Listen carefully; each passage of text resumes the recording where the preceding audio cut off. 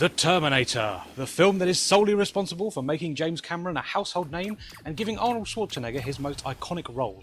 I bloody love The Terminator and I generally prefer it to the sequel.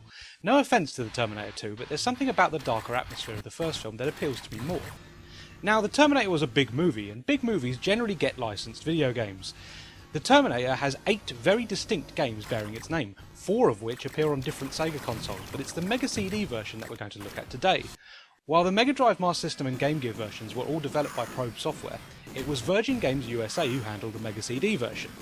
Terminator for the Mega CD is a run and gun affair that encourages exploration, as power-ups, health bonuses and weapon upgrades are littered around the stages. As Kyle Reese, you must shoot or throw grenades at hordes of T-800s in order to get to the titular Terminator, who has been sent back in time to destroy Sarah Connor, mother of the future resistance leader John Connor. Whilst in the future you battle against T-800s, robot dogs and flying drones, but after a brief battle with Arnie himself, it's back to the past where you have to fight against street thugs in order to get to Arnie.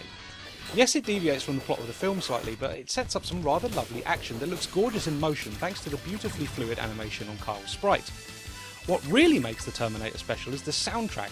Composed predominantly by Tommy Tallarico, the soundtrack to the Terminator is a huge 90s hair metal affair with loads of great melodies and massive riffs. Get your ears around this little number.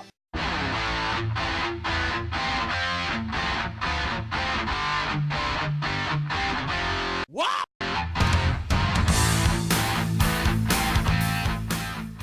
Outside the soundtrack, the Mega CD isn't really doing anything the Mega Drive can't, which means that this isn't the best example of what the console can do.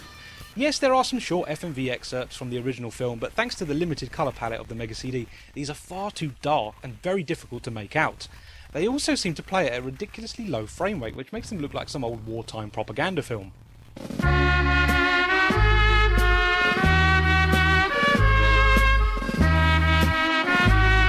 All in all, The Terminator is a solid run-and-gun title with great animation and a great soundtrack.